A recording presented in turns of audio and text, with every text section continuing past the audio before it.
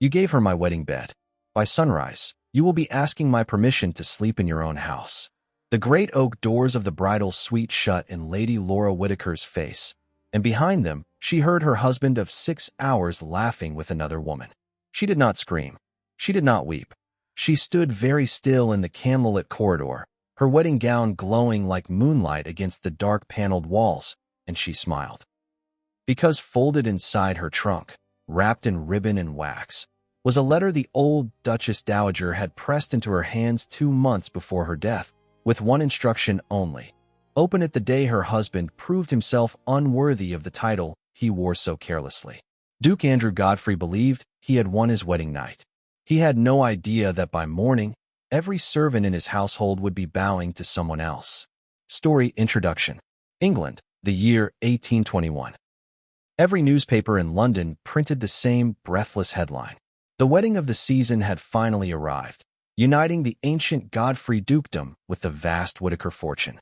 Carriages lined the streets outside the chapel for half a mile. Society matrons wept into lace handkerchiefs. Strangers pressed against iron railings just to catch a glimpse of the bride. To the crowd, it looked like a fairy tale. Behind the smiles, it was a transaction dressed in silk. Duke Andrew Godfrey needed money to save an estate quietly drowning in debt. Lady Laura Whittaker needed a title to protect her family's shipping empire from circling rivals who preyed on unmarried heiresses. Her father, before he passed, had begged her to marry well, and Laura, ever dutiful, had agreed. She did not expect love. She only asked for respect. She would not receive either that night. Subscribe so you never miss where these stories go next. And I would genuinely love to know you. Comment below and tell me where in the world you are watching from tonight. I read every single one, and I will make it a point to say hello back. Laura Whittaker was 24 years old, with warm brown hair pinned beneath a diamond tiara that had belonged to her late mother, and eyes the color of strong tea, steady and watchful. She had grown up counting cargo manifests at her father's side instead of dancing lessons, and it showed in the way she carried herself. Calm, measured, never rattled. That morning, as Chloe laced the final ribbons of her gown, Laura's hands had trembled only once, and Chloe had noticed immediately, the way she noticed everything. "Nervous, your ladyship?" Chloe asked, tying off the last bow with practiced fingers. "Merely calculating," Laura said, though the small catch in her voice betrayed her. "A merger of this size ought to make anyone's hands unsteady." "A merger," Chloe repeated, biting back a smile. "Is that what we're calling marriage now? It is what marriage has always been, for women in my position. I would rather call it honestly than pretend otherwise." Downstairs, among the gathering guests, Lord Freddie Singh had already claimed a glass of champagne well before the ceremony began, entertaining a cluster of officers' wives with a story about Andrew's disastrous attempt at fox hunting the previous autumn. Freddie was one of the few men in Andrew's circle who seemed to genuinely like people rather than merely tolerate them for sport, and he greeted Laura's arrival at the chapel with a warm, unguarded smile that startled her, given how few genuine smiles she had received from Andrew's friends thus far. "You are the first sensible thing my friend has done in a decade," Freddie told her quietly, offering his arm to escort her the final few steps toward the chapel doors. "Try not to hold the rest of us against him too harshly." "I make no promises, Lord Singh," Laura said, and meant it more than he realized. Andrew was everything London adored: dark curling hair, a jaw sharp enough to cut glass, a voice that made drawing rooms fall silent when he entered. He wore his charm the way other men wore their coats, put on each morning without a second thought. At the altar, he took her hand and murmured just for her, "You look like you belong in a painting." "I would rather belong in a partnership," Laura answered quietly. He only smiled, the kind of smile that never quite reached his eyes. 3 weeks earlier, when the marriage had first been arranged, Laura had sat across a negotiating table from Andrew and his solicitors, refusing to sign a single document until every clause protecting her father's shipping company had been written in ink rather than promised in conversation. Andrew had been amused by her caution at the time, calling her delightfully thorough in front of his friends, never once suspecting that thoroughness would one day cost him his entire authority over the estate. Beside Laura throughout those weeks had stood Lydia Ashcombe, her late mother's dearest friend and the closest thing to family Laura had left in London. Lydia was a widow herself, sharp-tongued and endlessly practical, and she had watched the negotiations with the wary eyes of a woman who had survived one difficult marriage already. "He is handsome," Lydia had said one evening, stirring her tea with a thoughtful frown. "Handsome men are rarely taught to work for anything. You will need to watch him closely, my dear, not because he is cruel, but because he has never once been required to be kind." Laura had laughed it off at the time. She would remember those words again, standing alone outside a locked bridal suite. Not everyone in Andrew's circle welcomed the match, either. His cousin, Charlotte Vane, a fixture of every London drawing room worth mentioning, had made her opinion of the Whittaker fortune marrying into the family plain enough for half the ton to overhear. Trade money dressed up in a tiara, Charlotte had murmured to a cluster of friends during the engagement ball, just loud enough for Laura to catch on her way past. One does wonder how long it will take Andrew to remember what real breeding looks like. Laura had said nothing then, filing the comment away the same careful way she filed a poor business partner's excuses.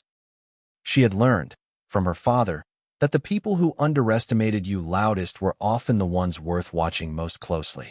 The reception stretched long into the evening at Godfrey House, a mansion of marble staircases and gold-trimmed ceilings. Champagne towers glittered under crystal chandeliers. An orchestra played until the walls seemed to hum with music. Guests toasted the golden couple, unaware that across the ballroom, tucked near the terrace doors, a woman in a crimson satin gown watched the bride with narrowed eyes. Midway through the evening, Andrew led Laura onto the dance floor for the customary opening waltz, and for a few unguarded minutes, something almost like hope stirred in her chest. He danced well, his hands steady at her waist, his eyes actually meeting hers rather than scanning the room for a more interesting conversation. "You dance like a woman calculating the distance to the nearest exit," he murmured, a rare hint of real amusement in his voice. "I dance like a woman who has attended a great many dull balls," Laura corrected. "I promise you, this one has been considerably less dull." He laughed, genuinely, and for a moment she allowed herself to imagine a version of their marriage built on exactly this: easy conversation and mutual respect growing slowly into something warmer. He guided her toward the terrace doors as the song ended, the cool evening air a welcome relief after the crowded ballroom, and for a heartbeat, standing beneath the stars with London's lights glittering below them, Laura thought perhaps her father's wish for her had not been so unreasonable after all. "Perhaps," Andrew said quietly, looking out over the gardens rather than at her, "we might manage a decent partnership, Duchess." "I would like that," Laura admitted, surprising herself with how much she meant it. He excused himself minutes later to greet a cluster of arriving guests, and Laura watched him go, that small, fragile hope still warm in her chest. She would remember this exact moment later that night, standing outside a locked door, and wonder how a man could offer sincerity and cruelty within the very same evening. Her name was Maisie Austin, a celebrated singer at the Drury Lane Theatre, golden-haired and dazzling, with a laugh that could fill a room and a heart that answered only to ambition.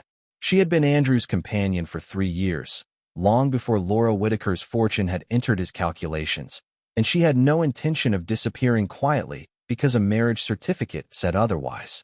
Laura noticed her only once, across the crowded floor, and felt something cold settle beneath her ribs. She said nothing. A duchess did not make scenes at her own wedding. She would understand, before the night was over, exactly why that stare had lingered. At midnight, the grand clock in the entrance hall struck 12 heavy notes, and the guests cheered as the newlyweds were led up the marble staircase toward the ducal suite. Laura's heart beat steady and calm. She was prepared for her duty. She had made peace, hours earlier, with the idea of a marriage built on business rather than affection. She only hoped, quietly, that kindness might grow where love had not been planted. Her mother, long before her death, had once told her that even arranged marriages could ripen into something real, given patience and honesty on both sides. Laura had chosen to believe it, the way she chose to believe most difficult things, because the alternative offered her nothing worth holding on to.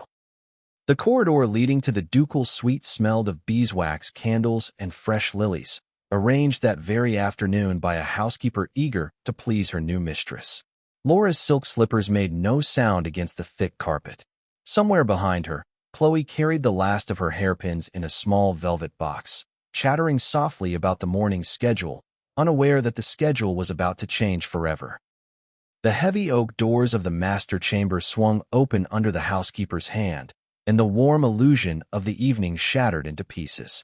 The room blazed with firelight and dozens of candles. And standing at the foot of the four-poster bed, wrapped in a robe of crimson silk, holding a glass of Laura's own imported wine, was Maisie Austin. Andrew did not look ashamed. He did not look startled. A slow, careless smile spread across his face, as though he had been caught doing nothing more scandalous than reading the evening paper. "Take the dressing room down the hall, my dear," he said, tugging at his cravat. "Maisie and I have unfinished business." The housekeeper froze in the doorway, mortified. A footman behind Laura suddenly found the carpet fascinating. Somewhere down the corridor, a maid gasped and pressed a hand to her mouth. The lilies Laura had noticed only moments before now seemed almost cruel in their sweetness, perfuming a betrayal she had never once imagined possible on the very night she became a wife. Laura felt every eye in the hallway settle on her, waiting to see whether the new Duchess would weep or rage or beg. She did none of it. Instead, she let herself notice, with the same cool attention she gave a ship's cargo manifest, every detail of the scene before her. The careless tilt of Andrew's smile. The way Maisie's chin lifted, daring her to make a scene. The silence of servants who had clearly known this moment was coming and said nothing to warn her. She filed it all away. "Enjoy your unfinished business, Your Grace," Laura said, her voice as cool and level as still water. "I do hope you remember it fondly, because it will be the last decision you make in this house without asking me first." Andrew laughed, low and dismissive, already turning back toward the fire. "Sleep well, Duchess." The doors closed. The laughter inside resumed, muffled, careless. Laura stood alone in the corridor in her wedding gown, and for one long breath, she let herself feel the sting of it, sharp and unfamiliar, like a blade she had not known was aimed at her until it landed. Then she straightened her spine, the way her father had taught her to do before every difficult negotiation, and she walked toward the old guest chamber at the end of the hall, where a small fire already burned and her trunk waited by the window. She was not thinking about tears. She was thinking about a letter. To understand why Andrew Godfrey had become the kind of man who could hand his wife's wedding bed to another woman without flinching, one needed to understand his father. The old Duke, Andrew's father, had been a man of enormous charm and even greater recklessness, a gambler who treated the family fortune as though it replenished itself by magic, and a husband who had kept mistresses so openly that even the scandal sheets grew bored of reporting it. He had nearly lost the dukedom entirely during a disastrous investment scheme when Andrew was barely 16, a humiliation the family had spent years quietly repairing, and it was that very scandal that had prompted the Duchess Dowager to draft the royal commission Laura now carried in her trunk. Andrew had grown up watching his father charm his way out of every consequence life presented him, and had absorbed, without ever quite noticing, the lesson that charm was armor enough against any mistake. His mother had died when he was young, leaving no one in the household willing to tell him otherwise. By the time he inherited the title, he had never once been taught that a household could be led with anything other than confidence and a winning smile. It did not excuse what he had done to Laura. Nothing could excuse handing a bride her humiliation on the very night she became a wife. But it explained, in the quiet hours after the gala when Andrew sat alone with a glass he did not drink, why he had never once considered that his actions carried weight beyond the moment they occurred. He had spent his entire life believing consequences were things that happened to other men. He was only now beginning to learn otherwise, and the lesson, he suspected, was going to take a great deal longer than one humiliating evening to finish teaching him. 2 months before her death, the elderly Duchess Dowager, Andrew's grandmother, had summoned Laura for tea in her private chambers. The room had smelled of lavender and old parchment, heavy curtains drawn against the afternoon sun to spare her failing eyes. The old woman's hands had trembled around her cup, but her eyes had been sharp as ever, missing nothing. "Sit," Child, she had said, gesturing to the chair beside her own. I have watched you these past weeks, and I find I like what I see. You listen before you speak. Andrew has never once mastered that skill. He has other strengths, Your Grace, Laura had offered carefully. The Duchess had laughed, a dry, knowing sound. He has charm, which is a strength only until the moment it is tested. My grandson is charming, and charm is the thinnest armor a man can wear. I have watched 3 generations of Godfrey men mistake privilege for character. I will not watch a 4th ruin a good woman while doing it. She had pressed a sealed letter into Laura's palm, the wax stamped with the old ducal crest, her thin fingers surprisingly firm around Laura's own. Open this only if he ever dishonors you before this household, or abandons the duties this family owes to the people who depend on it. Not before. I trust you will know the moment. And if that moment never comes, Laura had asked, then it will sit in your trunk gathering dust, and I will have died a fool for worrying over nothing, the Duchess had said, though something in her tired eyes suggested she did not truly believe that outcome likely. But I have buried a husband and raised a son who broke more hearts than he mended, my dear. I know the shape of this family's weakness better than anyone living. Guard yourself, and if the day comes, guard this house as well. Someone in this family ought to. She had died 6 weeks later, quietly, in her sleep, and Laura had tucked the letter away with a promise she scarcely expected to keep. Now, sitting on the edge of the narrow guest bed still wearing her wedding gown, Laura broke the wax seal with fingers that did not shake. Inside was a royal commission, dated 11 years earlier, signed by the crown itself, granting the reigning Duchess of Godfrey temporary and lawful stewardship over the entire duchy whenever the Duke failed to honor his marriage vows before witnesses of the household, or neglected the estate's obligations to its tenants and staff. It had been drafted quietly, during a scandal involving Andrew's own father, and never revoked. Laura read it twice by candlelight, her pulse quickening. Not with fear, but with something closer to purpose. Andrew had handed his mistress the wedding suite in front of a hallway full of witnesses. He could not have signed his own authority away more plainly if he had tried.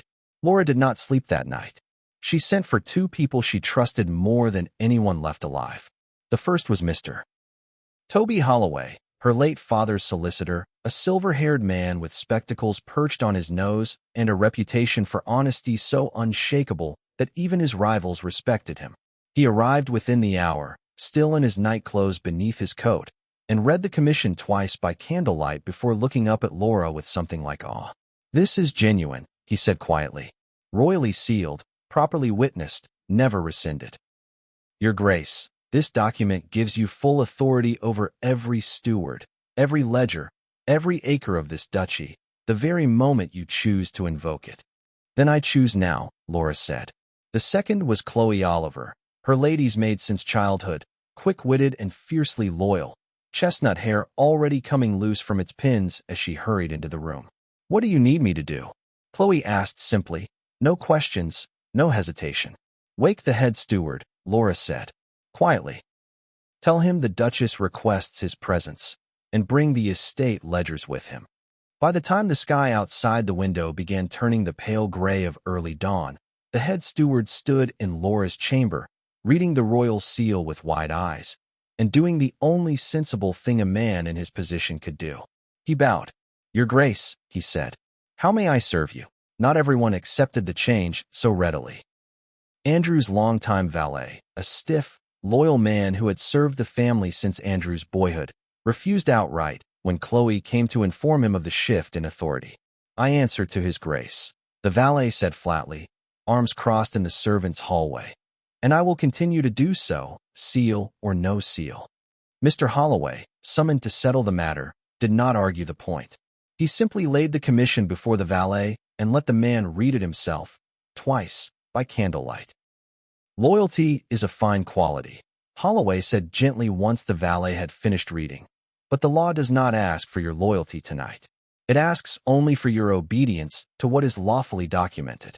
You may continue serving His Grace personally, of course. His Grace will simply find his personal accounts, like everyone else's, now answerable to Her Grace's stewardship.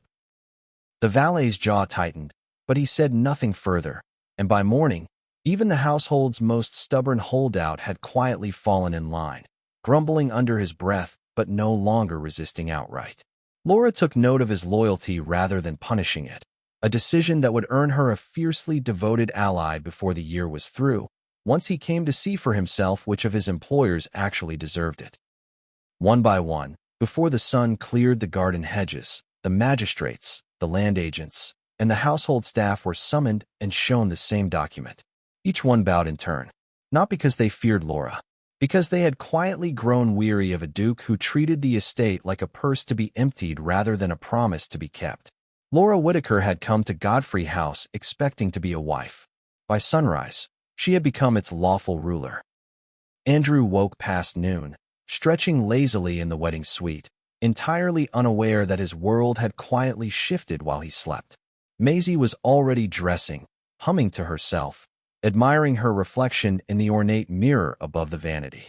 "Ring for breakfast, darling," Andrew said, pulling on his robe. "I could eat a whole ham." He rang the bell. No one came. He rang again. Still nothing. Irritated, he stormed into the hallway in his dressing gown and nearly collided with the head steward, who was carrying a stack of estate ledgers toward Laura's study. "Where's my breakfast?" Andrew demanded. The steward straightened his coat, and for the first time in 11 years of service, he did not immediately apologize. "Your Grace," he said carefully, "I would need to obtain Lady Laura's approval before reassigning kitchen staff this morning. Shall I ask her?" Andrew blinked. "Ask her?" "Ask my wife whether I may eat breakfast in my own house.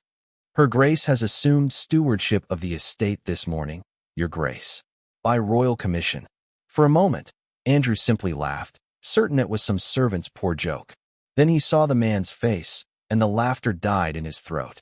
He found Laura in the study that had once belonged to his father, seated behind the great mahogany desk, the royal commission laid open before her, Mr.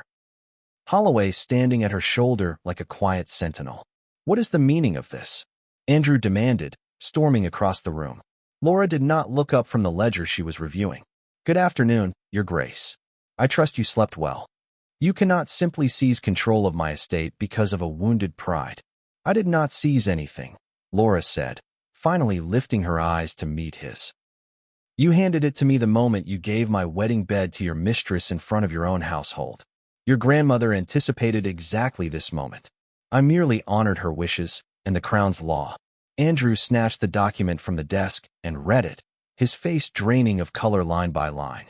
"This is 11 years old, and never revoked," Mr. Holloway said pleasantly. "I checked this morning, Your Grace. Twice." Andrew's jaw tightened. "I am the Duke of Godfrey."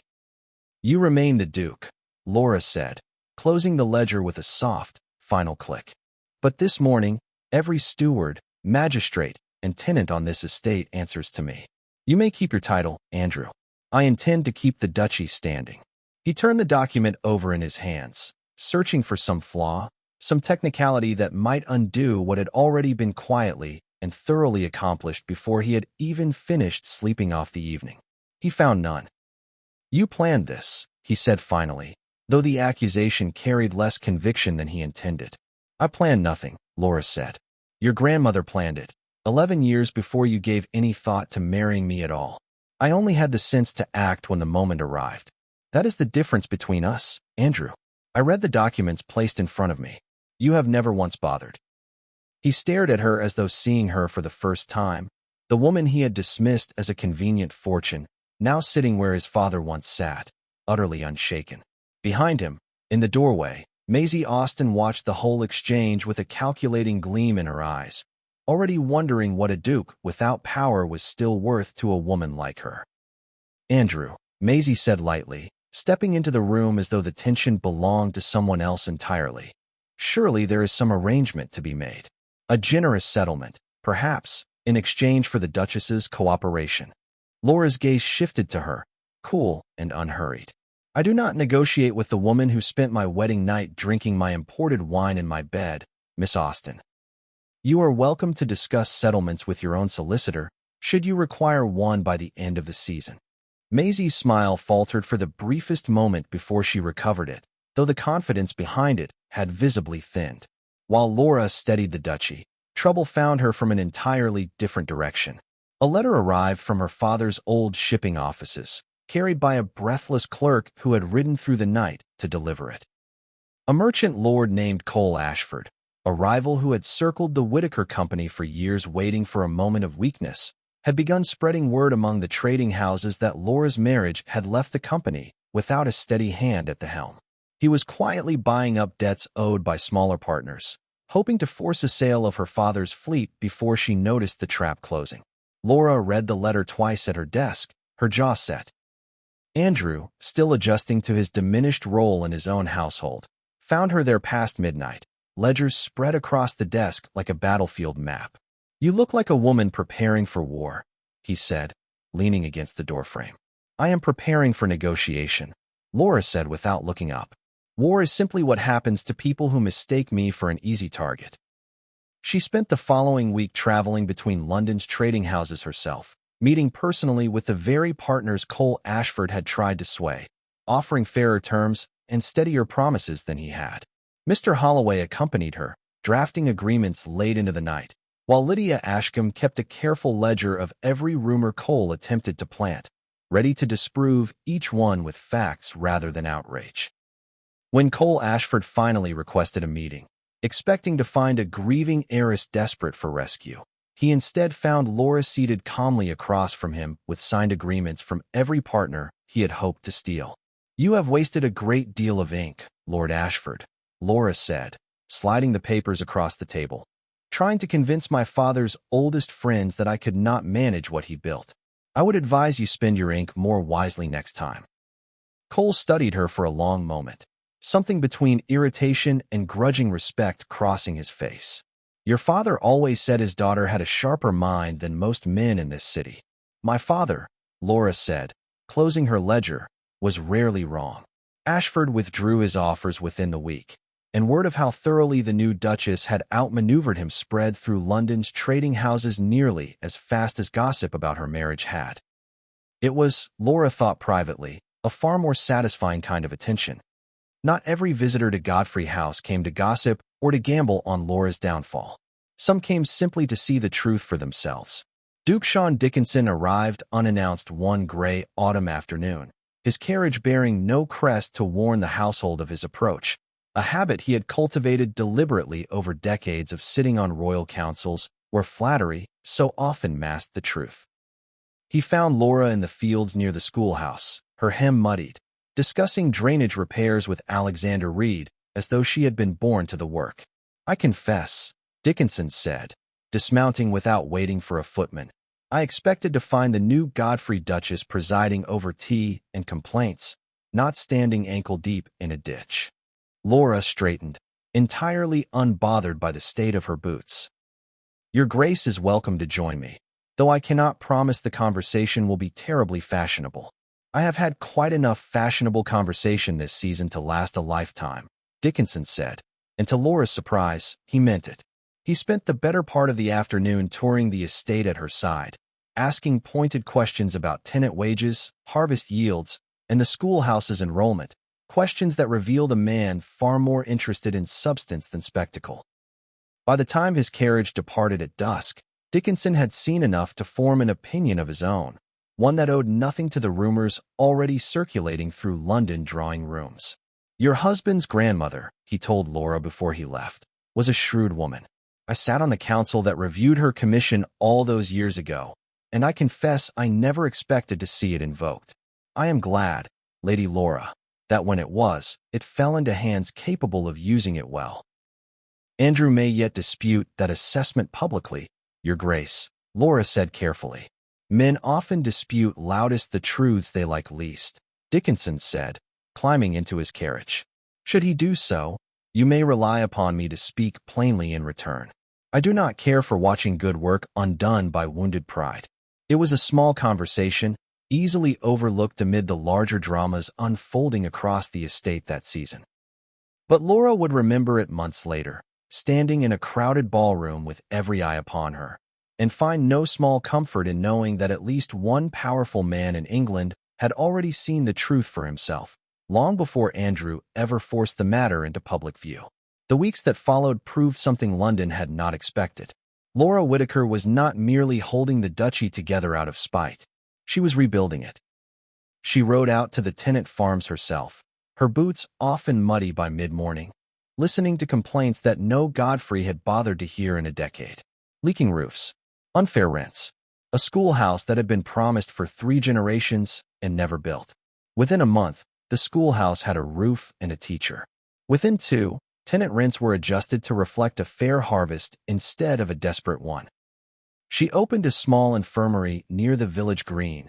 Staffed by a physician, she paid from her own dowry rather than wait for the estate's tangled finances to recover. A young tenant farmer named Alexander Reed, whose family had worked Godfrey land for 3 generations, found her inspecting a drainage ditch one gray morning, sleeves rolled to her elbows. "Begging your pardon, Your Grace," he said, tipping his cap, but the old Duke never once set foot past the orchard. "Then it is fortunate," Laura said, straightening with a smile, "that I am not the old Duke." There were smaller victories, too, the kind that never made the London papers but mattered a great deal more to the people living them. An elderly cook who had served 3 generations of Godfrey Dukes without so much as a raise, found her wages doubled and wept openly into her apron before insisting she was only crying because of the onions. A young stable boy who had been terrified of speaking to anyone above a footman was given proper boots for winter and told, quite firmly, that he was welcome to speak his mind at the kitchen table. Chloe, meanwhile, had taken it upon herself to accompany Laura on her rounds, and had struck up an easy friendship with the estate's new land agent, a quiet, steady young man who never once laughed at her opinions and always seemed to find an excuse to walk the long way back to the house when she was with him. Laura noticed it before Chloe did, and said nothing, only smiling to herself over her morning tea. Word spread through the county faster than gossip ever had. Farmers who once grumbled about the Godfrey name began speaking it with something close to warmth.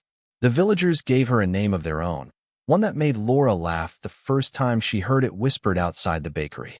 The people's Duchess. Not every reform went smoothly. The estate's aging head groundskeeper, a stubborn man who had served under 3 dukes and answered to none of them gladly, flatly refused Laura's request to convert an unused hunting field into grazing pasture for tenant livestock. "Hunting fields have stood untouched on this estate for 80 years, Your Grace," he informed her, arms crossed, as though 80 years of tradition settled the matter entirely. "And in 80 years," Laura replied evenly, "how many foxes has this family actually caught compared to how many families have gone without milk for their children?" The groundskeeper had no ready answer for that, and by the following week, the hunting field had become the finest grazing pasture in the county, a fact he grumbled about for exactly 1 season before quietly admitting, over ale at the village tavern, that Her Grace had rather made a fool of his objections. Andrew, meanwhile, wandered his own halls like a stranger, watching servants greet Laura with genuine respect instead of practiced obedience. He told himself it meant nothing. He told himself titles mattered more than affection. Late one evening, he found Laura alone on the terrace, a shawl around her shoulders, watching the stars over the orchard she had just saved from ruin. "You have made my house into a village fair," he said, though there was less venom in it than he intended. "I have made your house into a home people are proud to work for," Laura corrected gently. "There is a difference, Andrew, though I understand why you have never had to learn it." He opened his mouth to argue, and found, for once, that he had nothing to say. Maisie Austin was not a woman who stayed patient for long. With Andrew's allowance quietly reduced to what the new stewardship deemed reasonable, her taste for silk gowns and imported wine grew harder to satisfy. She began slipping small treasures from the manor into her traveling case. A silver snuff-box here, a pair of pearl cufflinks there. Nothing large enough to be missed at a glance, but enough to fund her growing restlessness. Chloe Oliver noticed first. She always did. "Your Grace," Chloe said one afternoon, setting a small ledger on Laura's desk. "The inventory from the East Wing is short 3 items. I counted twice, because I did not wish to accuse anyone without cause." Laura studied the list, then glanced toward the window, where Maisie could be seen crossing the garden with a traveling case rather large for an afternoon stroll. "Have the coachman delay the carriage by 10 minutes," Laura said calmly. And fetch Mr. Holloway. By the time Maisie reached the front drive, Mr. Holloway was waiting with a polite smile and an open case that revealed exactly what her trunk contained. Miss Austin, he said pleasantly. The silver snuff box belonged to the late Duchess Dowager. I do believe she would have had opinions about where it ended up. Maisie's charm, usually so effortless, faltered for the first time. Andrew gave me these.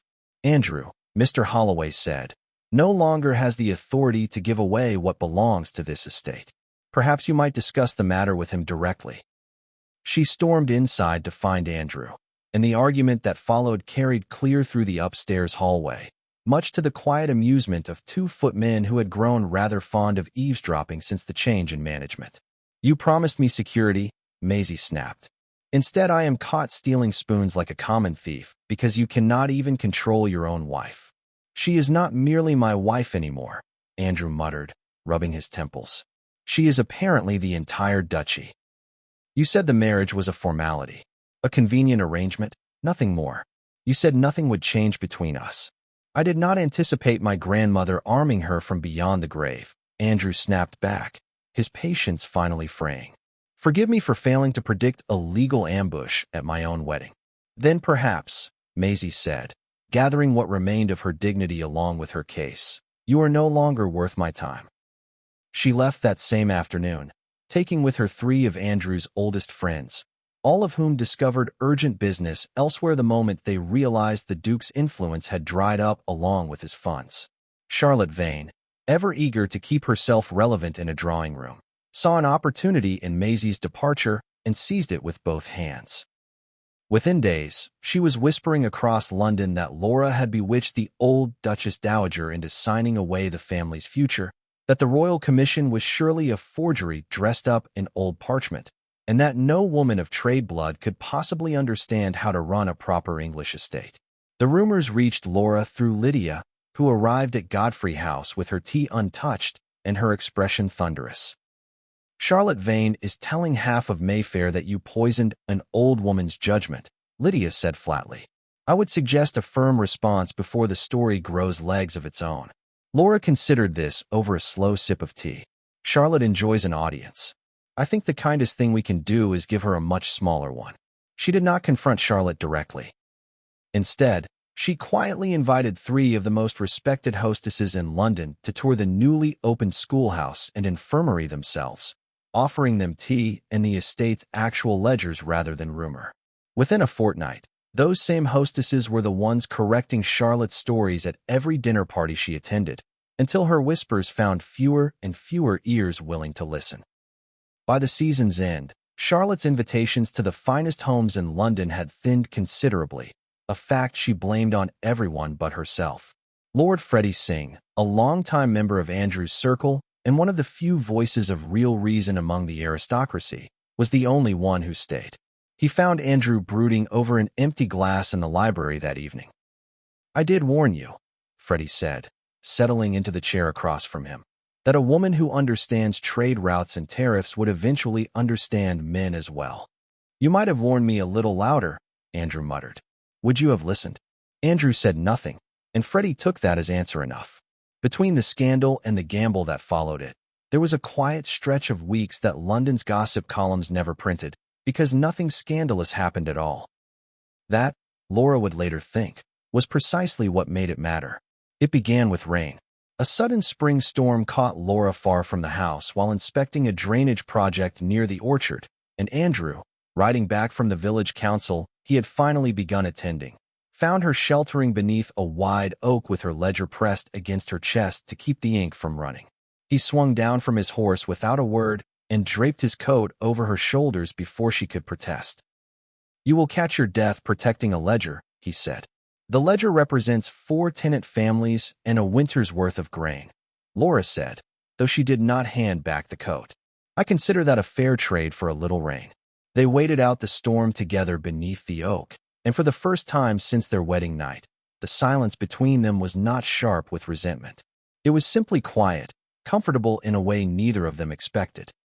I used to think charm was the only currency worth having, Andrew admitted, watching the rain fall beyond the branches.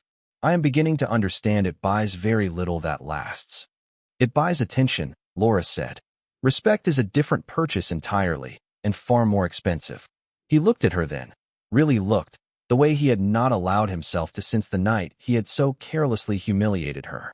You are the most expensive lesson I have ever been taught, Laura Whittaker.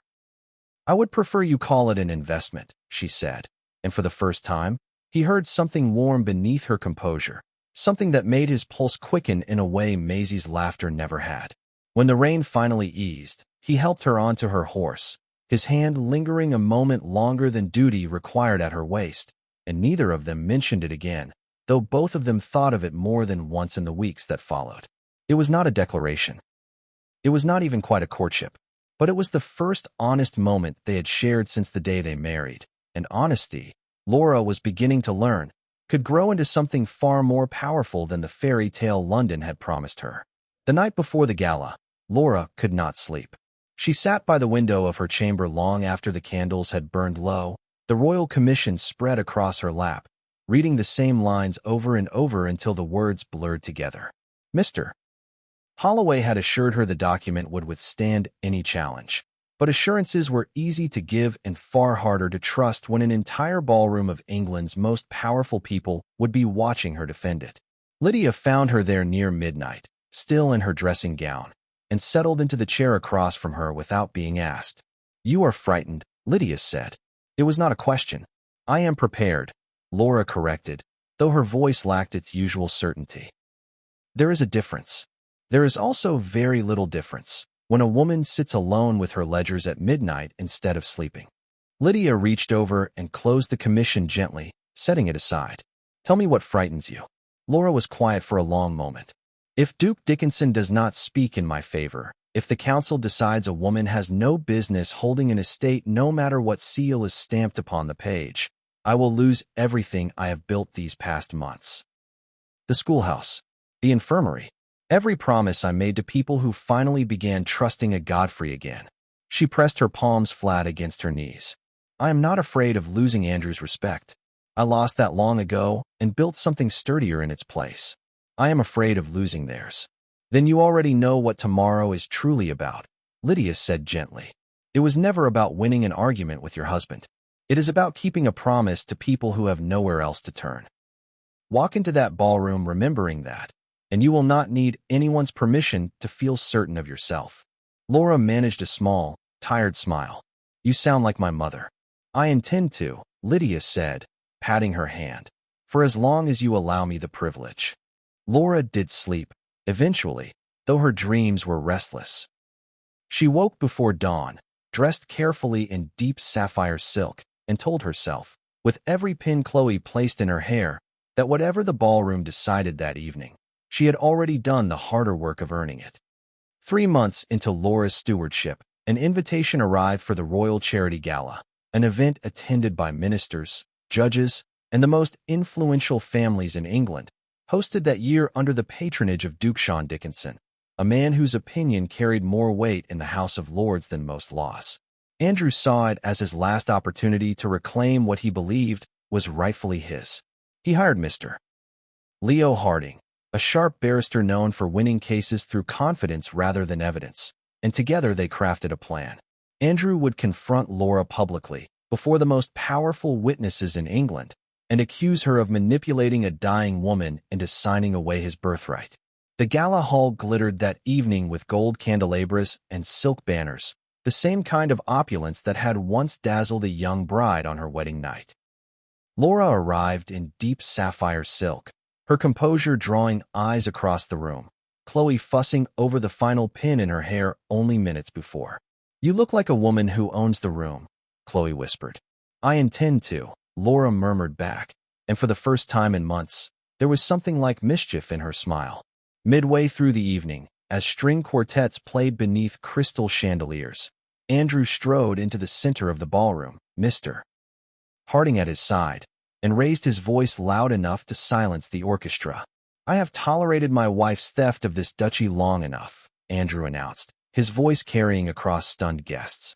She manipulated my dying grandmother into forging a document that has no place in modern law. I demand its authority be revoked, tonight, before this company. Gasps rippled through the crowd. Champagne glasses paused halfway to lips. Every eye in the room turned toward Laura, waiting once again to see whether she would crumble under public humiliation the way society expected a woman to. She set down her glass with a soft, deliberate click and stepped forward into the candlelight. "Since Your Grace insists on discussing this before witnesses," Laura said, her voice calm and clear enough to reach every corner of the hall, "I would be glad to oblige him." "You forged my grandmother's trust," Andrew pressed, though his voice wavered under the weight of every eye now fixed upon him. "You saw a dying woman and a fortune worth protecting, and you seized your opportunity." "I seized nothing that was not lawfully given," Laura replied. "I have spent 11 months rebuilding what generations of Godfrey neglect nearly destroyed, while you spent them mourning the loss of a bed you gave away yourself, in front of half your household, on our wedding night. If you wish to discuss opportunism before this company, Andrew, I would welcome the comparison." A ripple of scandalized laughter moved through the crowd, quickly smothered behind gloved hands and fluttering fans. Mr. Harding, standing at Andrew's shoulder, shifted uncomfortably. "Your Grace, perhaps we ought to reconsider our approach before." "I did not hire you to hesitate," Andrew snapped. "You hired me to defend a position, Mr. Harding said quietly. "And I confess, Your Grace, I am struggling to locate one." Chapter 14, The King's Truth. Laura nodded to Mr. Holloway, who stepped forward with a leather case and produced the original royal commission, its wax seal unbroken until that very moment, its royal signature catching the candlelight for the entire hall to see. "This document was issued 11 years ago, Mr. Holloway announced, properly signed and sealed by the Crown, granting lawful stewardship of the Godfrey Duchy to its Duchess whenever the Duke dishonors his marriage before witnesses of the household or neglects the estate's obligations. I have confirmed its authenticity with the Royal Registrar this very week." A murmur swept through the ballroom. Andrew's confidence wavered, but he pressed forward. "Forged, likely, or coerced from a dying woman too frail to understand what she signed." At that, Duke Sean Dickinson rose from his seat near the head table, and the room fell silent the way rooms only fall silent for men whose word could end careers. "I sat on the council that drafted this commission myself," Duke Dickinson said, his voice carrying easily across the marble floor.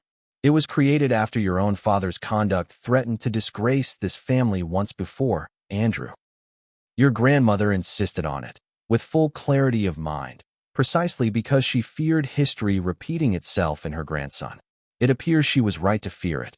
He paused, letting the words settle over the room before continuing.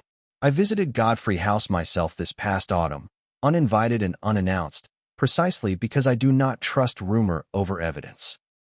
I found a Duchess ankle-deep in a drainage ditch, more concerned with her tenant's harvest than with any ballroom's opinion of her.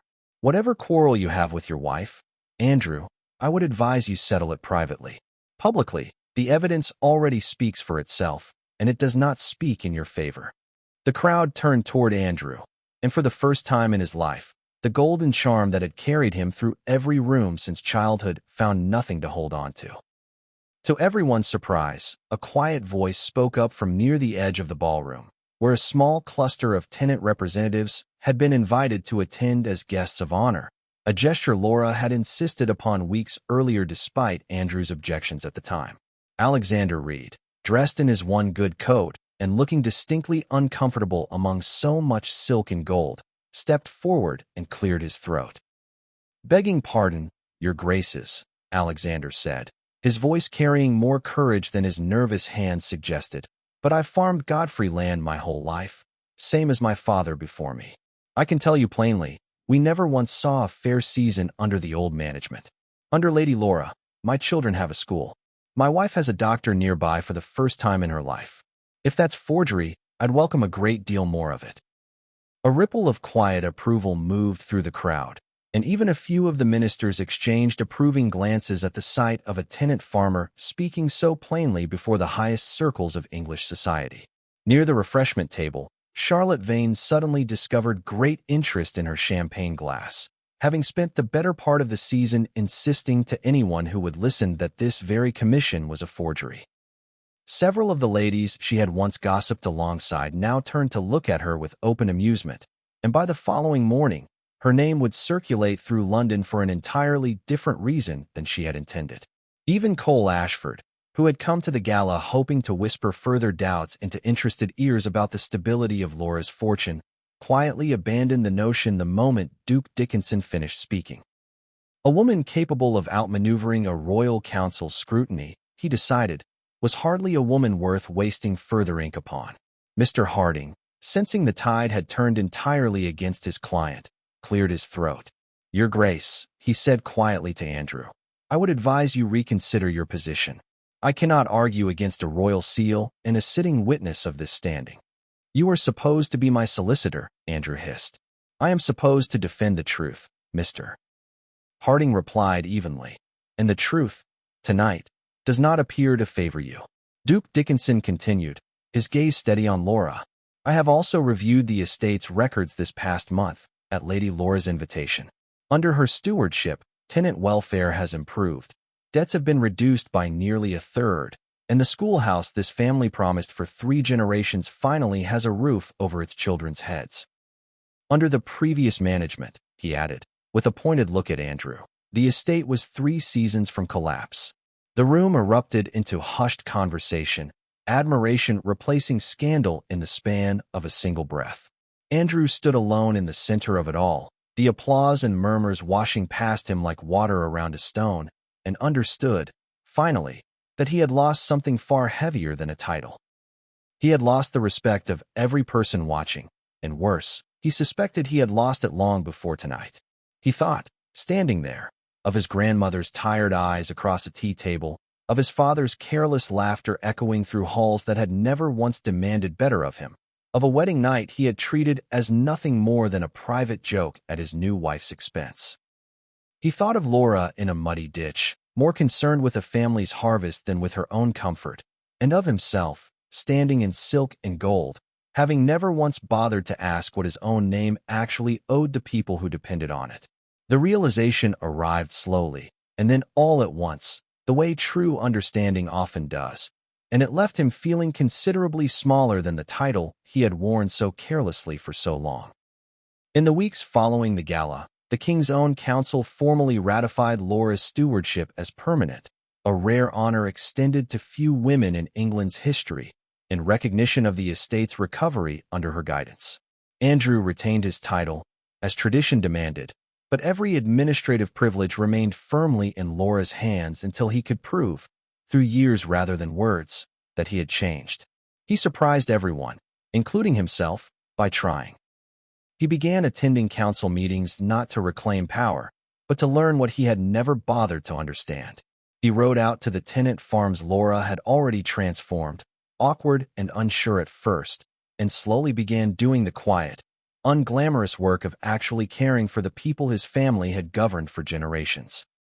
Alexander Reed, the young farmer who had once told Laura the old Duke never set foot past the orchard, found Andrew mending a fence one afternoon, sleeves rolled, hands blistered and unused to labor. "Careful, Your Grace," Alexander said, hiding a grin.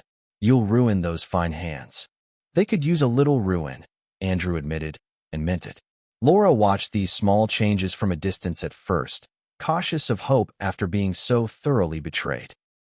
But months passed, and the man mending fences and listening to tenants bore little resemblance to the one who had handed his mistress the wedding bed without a second thought. One evening, on the same terrace where she had once told him he had made a village fair of his house, Andrew found her again, watching the orchard bloom in the last light of spring. "I do not ask you to forgive me tonight," he said quietly. "I know I have not earned it. I only wish to say that I finally understand what my grandmother saw in you, long before I did." Laura turned to study him, searching his face for the careless smile that had once never reached his eyes. It was gone. In its place was something far more fragile and far more honest. "I have never asked you to be perfect, Andrew," she said. "I only ever asked to be respected. You are only beginning to learn what that costs and what it is worth. Will you teach me the rest?" "That," Laura said, allowing herself a small smile, "depends entirely on how well you listen." Andrew stepped closer then, slowly, giving her every opportunity to step away if she wished it. She did not. The orchard's spring blossoms drifted past them on the evening breeze, and when he finally reached for her hand, she let him take it. "I do not deserve this chance," he said quietly, "but I intend to spend the rest of my life earning it anyway." "Then earn it," Laura said, her voice softer than it had been in months, "and stop announcing your intentions long enough to actually begin." He laughed, a real laugh, warm and unguarded in a way she had never once heard from him before that night. And when he leaned down to kiss her, she met him halfway, her hand curling gently against his chest. It was not the practiced charm he had once offered every woman in every drawing room. It was careful and a little uncertain and entirely honest, and Laura decided, in that quiet moment beneath the blossoms, that honesty suited him far better than charm ever had. It was not the fairy tale London's newspapers had promised on their wedding day. It was something slower, sturdier, built from honesty instead of appearances. Over the following year, genuine affection grew between them where obligation once stood, rooted not in Andrew's title or Laura's fortune, but in the quiet, steady work of two people choosing each other honestly for the very first time. By the following spring, Andrew had taken to walking the tenant farms without being asked, and the villagers who once called Laura the People's Duchess had quietly begun calling them both the People's House, a title Andrew wore with far more pride than any ducal seal he had ever inherited. Mr. Toby Holloway remained the estate's trusted solicitor for another 20 years, respected across the county for his integrity, and was fond of telling younger solicitors that the finest legal document he ever handled had been written by a grandmother who understood her family better than anyone gave her credit for. Chloe Oliver, whose sharp eyes had caught a thief and whose loyalty had never wavered, married the estate's steady young land agent in a small ceremony in the very schoolhouse Laura had built, with Laura herself standing as her witness, and weeping rather more than a duchess was traditionally permitted to in public. Lord Freddie Singh became one of Andrew's most valued advisers, forever reminding him, with a knowing smile, that he had warned him first, and Duke Sean Dickinson remained a steady friend to the Godfrey household for the rest of his days, proud of the role he had played in seeing justice done. Charlotte Vane, having lost most of her standing among the very hostesses she once entertained, eventually wrote Laura a stiff but genuine letter of apology, which Laura answered with more grace than Charlotte likely expected, choosing, as she often did, to build a bridge rather than burn one. Cole Ashford never troubled the Whittaker Shipping Company again, having learned, rather expensively, that Laura Whittaker's calm was not the same thing as weakness. Maisie Austin returned to the London stage, her reputation dimmed but never entirely extinguished, and learned, in time, that ambition without loyalty tends to leave a person standing alone at the very moment they need company most. And Laura Whittaker, once dismissed as a convenient fortune for a struggling dukedom, became one of the most respected duchesses in England, remembered not for the title she inherited, but for the empire she rebuilt with her own two hands, and the love she found only after she stopped waiting for someone to hand it to her. On the first anniversary of the wedding that had once nearly broken her, Andrew asked Laura to stand with him again beneath the same chapel arch, before the same small circle of witnesses, though this time without a single newspaper announcing it beforehand. There were no crowds pressing against iron railings. Only Lydia, Chloe, and her new husband, Mr. Holloway, Freddie Singh, and Duke Dickinson stood beside them as Andrew took Laura's hands in his own. "I did not understand what I was promising the first time I said these words," Andrew told her, his voice steady in a way it had never been at their first wedding. "I understand it now. I promise to earn your trust every single day I am given the privilege of keeping it, and I promise never again to mistake a title for the right to your respect. And I promise," Laura said, her eyes bright, "to keep teaching you, for as long as you keep choosing to listen." When he kissed her that second time, there was no ballroom full of strangers watching, no fortune being weighed against a title. There was only the quiet certainty of two people who had built something real out of what had once been nothing more than a transaction, and who intended to keep building it for the rest of their lives. Every family has a night that changes everything. For Laura Whittaker, it was the night she was handed the smallest room in the house, and quietly claimed the largest inheritance in England instead. Her story is a reminder worth carrying with you. Respect is never something you beg for. It is something you build, brick by brick, decision by decision, until the people around you have no choice but to notice. And sometimes, the very people who try to humble us end up teaching us exactly how strong we were capable of becoming all along. If this story moved you, stayed with you, or gave you a little hope tonight, subscribe so you never miss where these stories go next. And I would genuinely love to know you. Comment below and tell me where in the world you are watching from tonight. I read every single one, and I will make it a point to say hello back.